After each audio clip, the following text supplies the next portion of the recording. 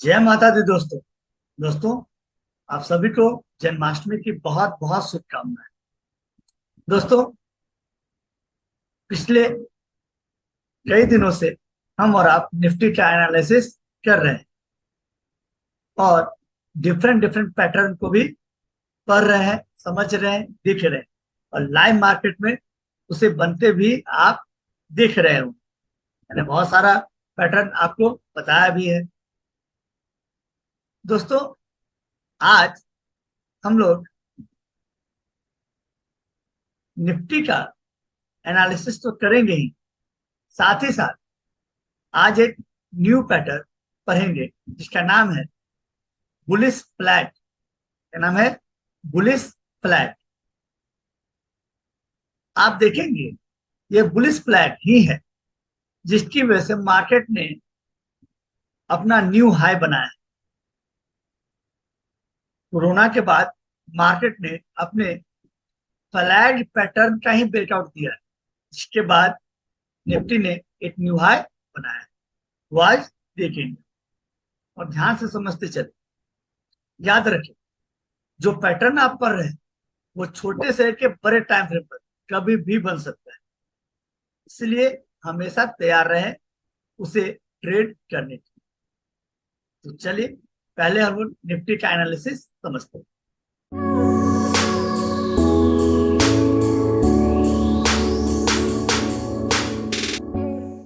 देखिए दोस्तों, ये जो है निफ्टी का चार्ट आपके सामने आ चुका है। डेली टाइम फ्रेम, इस टाइम फ्रेम पे ये डेली टाइम। क्लियर? और ऐसे बड़ा कर दूं।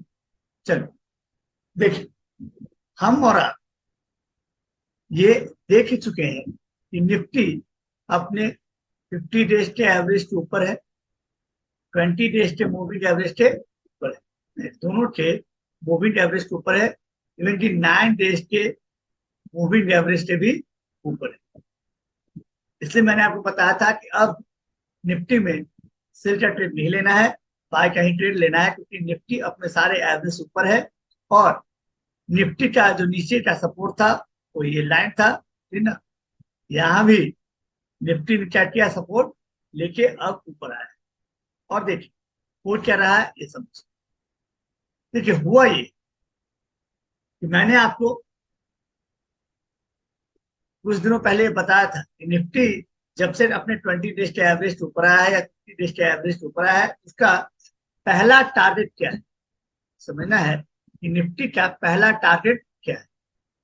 आइए समझते हैं निफ्टी का पहला टारगेट।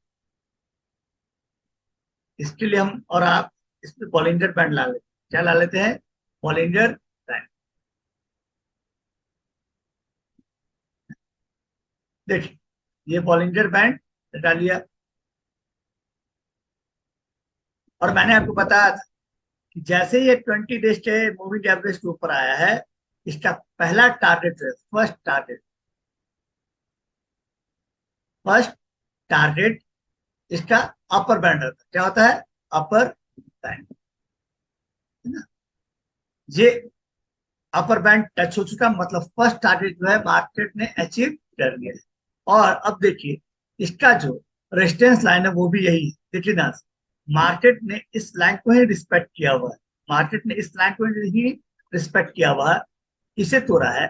और फिर से देखिए, वन टाइम, सेकेंड टाइम, और अब ये थर्ड। मार्केट थर्ड टाइम अपने इस रेजिस्टेंस लाइन टच करके खड़ा है। ध्यान सुनिए, टच कर चुका है मार्केट। और यहाँ अब जब तक मार्केट इसे तोड़ के डेली चार्ट पे बंद ऊपर नहीं होता है, डेली चार्ट पे बंद नहीं होता है, तब तक हम और आप बाय का ट्रेड नहीं लेंगे। ये अच्छा रेजिस्टेंस। और हो सकता है कि मार्केट जो है इसके ऊपर ही ओपन हो जाए। ध्यान समझिए, क्लियर कट आज की बात। मार्केट इसके ऊपर ही ओपन हो जाए और कम से कम 1 to 2 आवर्स होल्ड करे, 1 to 2 आवर्स होल्ड करे, तभी हम और आप ट्रेड लेंगे। आज तक सिंपल इतना है, क्योंकि मार्केट अपने अपर बैंड पे भी खड़ा है, जो मार्केट का टारगेट था, उसे मार्केट ने अचीव कर लिया है। इसी टारगेट का हम और आपने बात किया। अब आज का समझ, आज ये है कि मार्केट यदि गैप अप नहीं ओपन होती है और इसके ऊपर होल्ड करनी चाहिए कितने 1 to 2 आवर्स, क्यों है ऐसा? ऐसा क्यों बोला जा रहा है, इस बात को समझो। ऐसा इसलिए बोला जाता है कि जब भी मार्केट अपने डेली रेजिस्टेंस के ऊपर गैप अप कर देता है तो उसे होल्ड करना जरूरी है। ये होल्ड कैसे होगा, ये तब तक हम मानेंगे कि ये वैलिड ब्रेकआउट है जब तक कि मार्केट उसे 1 to 2 आवर्स होल्ड नहीं। ऐसे भी निफ्टी का मूवमेंट देखिए, देखिए निफ्टी का मूवमेंट, एक बात समझिए और यही सब समझना होता है। आप बोल सकते हैं कि बहुत बार आपको सेल का ट्रेड मिला हो, है ना? मैंने आपको बताया था जैसे ही मार्केट ये इसके ऊपर आया है, मतलब 20 डेज के मूविंग एवरेज के ऊपर आया है, मैं अब सेल का ट्रेड नहीं लूंगा। क्यों? कि मार्केट अब बाय में है, बायर के कंट्रोल में है। तो मार्केट जब भी थोड़ा सा नीचे आएगी वो निकल उसको ऊपर खींच देगा। बाहर इतने एक्टिव है, वो मार्केट को खींच कर ऊपर ले जाएंगे। यही हो रहा है, देखिए हर बार वो नीचे आने का ट्राई करता है, हर बार नीचे आने की कोशिश करती है, हर बार नीचे आने की कोशिश करती है, लेकिन बाहर इतनी ज्यादा एक्टिव है कि उनको ऊपर ले जाए। इसलिए बोला जाता है कि सेल का ट्रेड नहीं करना चाहिए ऐसे मार्केट में, ठीक ना? क्यों नहीं करना चाहिए? क्योंकि ऑब्वियस है, मार्केट में बाहर एक्टिव है, मार्केट में जो है बुलिश मोड ऑन हो चुका है। तो जब भी ये नीचे आएगा मार्केट को ऊपर लेके चला जाएगा। तो ऑब्वियस है, इसलिए बचना चाहिए। मार्केट कहाँ से घूम जाएगा ये मतलब मालूम ही नहीं है, ये मालूम ही नहीं। इसलिए सेल से बचे। हाँ, आप बाय का ट्रेड करें या ट्रेड ना करें, जब तक आपको बाय का ट्रेड मिलता नहीं है तब तक आप ट्रेड करेंगे। मैंने बोला छोटे छोटे टाइम फ्रेम पे भी यदि आपको अच्छा बाय का ट्रेड मिलता है आप ट्रेड एग्जीक्यूट करें, है ना? लेकिन छोटे टाइम पे फ्रेम पे सेल का ट्रेड मिलता है, उस ट्रेड को एग्जीक्यूट ना करें। ये समझना होता। क्लियर यहां तक? अब देखिए, पहले चलिए और 5 मिनट के चार्ट पे 15 मिनट के चार्ट पे इसको और एनालाइज करते हैं और देखते हैं क्या रिजल्ट आता है।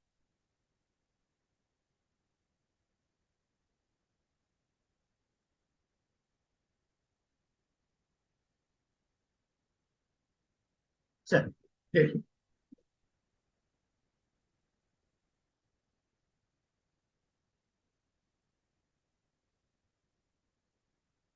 देखिए ना, मार्केट ने किया क्या है ये समझिए, ध्यान से समझें। मार्केट ने किया क्या है, देखिए। यदि मैं आपके कल का ट्रेड का बात करूं, ध्यान समझिए।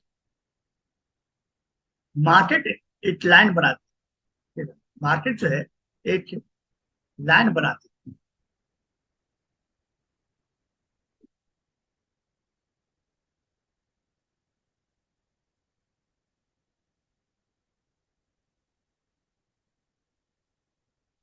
मार्केट जो है एक लाइन, मार्केट ओपन होती है, देखिए ध्यान से, मार्केट ओपन होती है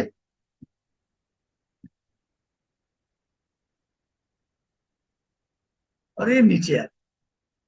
और देखिए यही सपोर्ट, बार मार्केट देखिए इसी सपोर्ट को फॉलो कर रहा था, इसे ही तोड़ता है और फिर ऊपर चला जाता है। ये जोन भी यदि आप ट्राई किए होंगे कल, यदि आपने ट्रेड किया हो या पेपर ट्रेड भी या एनालाइज किया हो मार्केट को, तो देखिए ये वो लाइन, मार्केट आई, देखिए यही दिक्कत है। मार्केट तोड़ती तो है, फिर बहुत तेज से ऊपर भी आती है, फिर नीचे, फिर ऊपर। मार्केट कल यहाँ ओपन होती है 950, इससे बनाती है और यहाँ पे एक कैंडल हैमर बना, एक कैंडल हैमर बना, और फिर मार्केट यहाँ तक आती है। ये मैंने कल ट्रेड लिया था, एक्चुअली मैंने ट्रेड जो है ना यहाँ पर ही लिया था। ये मुझे बहुत अच्छा सपोर्ट लग रहा था, है ना? क्यों यहाँ लिया था? क्योंकि यहाँ मैं स्टॉप लॉस बहुत नीचे था। मैंने सोचा था कि एक कैंडल यदि इसके नीचे क्लोज होता है तो मैं मार्केट से बाहर आ जाऊँ। मार्केट यहाँ पे मैंने ट्रेड लिया था लगभग, मैं जब ट्रेड कर रहा था तो 19,600 की कॉल, है ना? ये लगभग 28 की मिल रही थी, ये 28 की थी। 6,600 की कॉल 28 को मिल रही थी। और ये यहाँ जाता है और ऊपर जाता है। ऊपर जब ये जाता है तो मैं ज्यादा इंतजार में नहीं था, क्योंकि मुझे मालूम था ये रेजिस्टेंस लाइन है। मार्केट ऊपर कहीं से भी घूम सकती है, क्योंकि ये डेली का क्या है, रेजिस्टेंस लाइन, यही आपको याद है। तो मार्केट कहीं से घूम सकती थी, मैंने इसे लगभग 41 में बेचा है। हाँ, 41 पे ही बेचा है। ठीक है, ये था प्रॉब्लम। और हाई देखिए, हाई जो बनाए थे ऑप्शन में आते थे, हाई लगभग 43 का बना था, मैं 41 पे निकला था। ठीक है, तो ये होता है, क्योंकि आप जब एनालाइज करते हैं और आपको मालूम होता है कि मुझे बाय का ही ट्रेड लेना है, मैं सेल का ट्रेड नहीं लेना है। देखिए, ये बहुत अच्छा हैमर ही बनाया है। देखिए, मैंने इसे ये सॉरी ये शूटिंग स्टार बनाया है, क्योंकि मैंने इसे ट्रेड नहीं किया। क्लियर कट, मैंने इसे ट्रेड नहीं किया है। क्यों? तो मुझे मालूम है मार्केट पुलिस में, और ये कहीं से भी ऊपर घूम, मार्केट मान लीजिए आप यहाँ ट्रेड करते हैं, यहाँ आते हैं, यहाँ आपको प्रॉफिट बुक कर लेना पड़ेगा अपने ट्रेड, है ना। देखिए, फिर यहाँ मार्केट क्या बना लेती है, हैमर बनाती है। फिर मार्केट यहाँ क्या बना लेती है, हैमर बनाती है। ये देखिए हैमर, आप यहाँ फिर ट्रेड करते हैं बाय साइड, इस साइड में बाय साइड, आप यहाँ फिर ट्रेड कर सकते हैं किस साइड में, बाय साइड, है ना। मैंने ट्रेड नहीं किया, क्योंकि मैंने यहाँ बाय करके अपना प्रॉफिट बुक कर लिया था, है ना। फिर मैंने ये ट्रेड नहीं लिया, जल्दी जल्दी में ट्रेड लेता नहीं, ये ट्रेड मैंने नहीं लिया। अब मार्केट से तोड़ता है, जिन्होंने शूटिंग स्टार को ट्रेड किया होगा, हो सकता है उनका प्रॉफिट बहुत ज्यादा हुआ होगा, लेकिन ये तोड़ने के बाद यहाँ तक वेट कर ले, ये संभव नहीं है। यहाँ तक का ऑप्शन ही वापस, जितना में खरीदे थे होंगे उतने में वापस आ जाओ, इतने दूर में। तो ये कोई वेट नहीं कर सकता है। ऐसे भी यहाँ हैमर बना दिया इतना तगड़ा, और इस तरीके से चल रहा है, तो कोई इतना वेट नहीं कर सकता, है ना। उसके बाद मार्केट फिर तोड़ता है, मार्केट तोड़ता है, और फिर देखिए मार्केट और नीचे आता है। मैंने सेल का ट्रेड नहीं लिया वैसे, क्योंकि मुझे सेल का ट्रेड लेना ही नहीं। अब देखिए कितना सुंदर सेटअप, है ना, कितना सुंदर सेटअप, है ना। यदि आप देख रहे होंगे ये, है ना, एक लोग एक लो बनाती है, दूसरी लो इसके ऊपर बनती है। ध्यान समझिए, ये समझना। हो सकता है आप ये देखें, ठीक है, लो बनाई, प्रेस लो। अब जब सेकंड टाइम इस लो के बाद दो बनता है, तो ये अपने नीचे वाले वाले लो को ब्रेक नहीं करता है, और आप पैटर्न पे ध्यान दें, और ये फिर इसे तोड़ता है बहुत देर के कंसोलिडेशन के बाद। देखिए ध्यान से, लगभग 1 घंटे मार्केट यही बिताता है। यही चीज आपको समझना है, ये 1 घंटे मार्केट यहाँ बिताता है, और फिर इस लाइन को क्या करता है, क्रॉस करता है। ये ट्रेड बनता है भाई, ये ट्रेड बनता है। आराम से सुन लीजिए और कहिए। अब देखिए मार्केट यहीं पे आके अपने रेजिस्टेंस को देता है।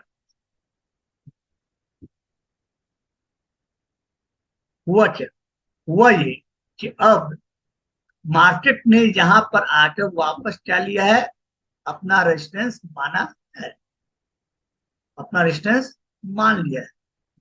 अब आस्लेटेड, यदि मार्केट, यदि मार्केट गैप अप ओपन होती है और 1 आवर्स होल्ड करती है, तो ट्रेड करो, तो इस लाइन को ट्रेड कर लेंगे, इसको स्टॉप लॉस मान के इसके ऊपर बाय कर देंगे।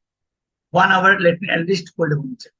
और किस तरीके से होल्ड होती है, यदि मार्केट ऐसे करके बना लेती है कैंडल, हैमर टाइप, तो कंफर्म मानिए कि आपको ये काम करना है। हम बाय कर सकते हैं, यदि गैप अप होने के बाद मार्केट जो है यहाँ एक हैमर बना देता है, तो इसके लो को स्टॉप लॉस मान के हम ये ट्रेड कर सकते हैं। दूसरी बात, बहुत सिंपल ट्रेड क्या कर सकते हैं, सिंपल ट्रेड ये कर सकते हैं कि मार्केट यहीं पे ओपन हो, ध्यान समझिए, मार्केट जो है यहीं पे ओपन, इस हाई को रीच दे, और मार्केट जो है इसके बीच में कहीं ओपन हो, ध्यान समझिए, मार्केट इसके बीच में कहीं ओपन, और 1 to 2 आवर्स इसके बीच में कंसोलिडेट करती है। 1 to 2 आवर्स के बीच में अपने आप को कंसोलिडेट करती है, एकदम मस्त से 2 घंटे इसी के बीच में रहती है, और फिर इसे तोड़ती है, फिर इसे तोड़ती है। मस्त से बाय करेंगे, कोई दिक्कत नहीं है ना, आराम से बाय करे, कोई दिक्कत नहीं। इसमें स्टॉप लॉस, ऐसे तो ये लाइन होना चाहिए, इसमें स्टॉप लॉस कायदे से ये होना चाहिए, लेकिन हो सकती है कि इसमें आपका स्टॉप लॉस बहुत बड़ा हो, इसलिए क्या करेंगे, फिर से सिंपल पैटर्न, जो कैंडल इसको तोड़ रही हो उसके पिछला कैंडल जो इससे नीचे पिछला कैंडल बना हुआ होगा उसका लो, उसका लो, जो कैंडल इसे तोड़ रही होगी उसके पिछले कैंडल का जो लो होगा वही हमारा क्या मान लेंगे, स्टॉप लॉस। ठीक है। तीसरा ये हो सकता है कि मार्केट ओपन हो और गैप अप ओपन तक यहीं पे ऐसा कुछ बना रहे, है ना, और यहाँ पे कंसोलिडेट कर रही हो और फिर इस रेंज को ब्रेकआउट कर रही हो, फिर आप बाय का ट्रेड ले सकते हो। या मार्केट गैप डाउन हो जाए यहाँ पे, या यहाँ पे गैप डाउन नहीं, मार्केट यहाँ पे या यहाँ पे गैप डाउन नहीं और पहला कैंडल क्या बना दे, हैमर बना दे, फिर से वही कहानी।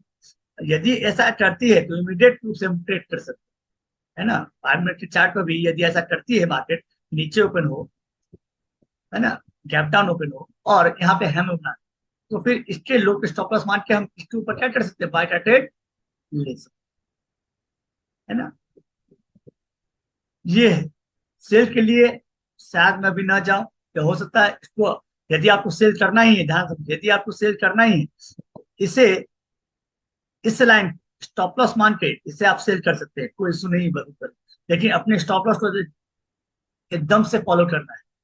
स्टॉप लॉस क्या हो सकता है इसके, स्टॉप लॉस ये हो सकता है कि इसके ऊपर एक 5 मिनट का कैंडल, 5 मिनट का कैंडल, एक 5 मिनट का कैंडल यदि बंद हो जाता है क्लोज होने दीजिए, एक 5 मिनट कैंडल यदि इसके ऊपर बंद हो जाता है तो आपके लिए स्टॉप लॉस होगा। यदि आप इसको रेजिस्टेंस लाइन मानकर सेल करना चाहते हैं तो एक 5 मिनट कैंडल इसके ऊपर बंद हो जाएगा, तो आप क्या कर सकते हैं, आप इसे सेल कर सकते, आप इस लाइन को सेल कर सकते हैं। लेकिन इस केस में अपना स्टॉप लॉस जरूर फॉलो कीजिए, एक 5 मिनट का कैंडल इसके ऊपर बंद हो जाए तो स्टॉप लॉस को मान लीजिएगा, ठीक ना, और ट्रेड से बाहर निकल, ऐसा नहीं कि सेल नहीं कर सकते इस लाइन को, लेकिन वही कर सकता है जो अपने स्टॉप लॉस को अच्छे से फॉलो करता है। आज का क्लास हम लोग यही तक रखते हैं, ये तो वीडियो बहुत बड़ी हो जाए। कल फिर मिलते हैं फ्लैट ब्रेकआउट। तब तक के लिए जय माता दी, जय हिंद, हर हर महादेव।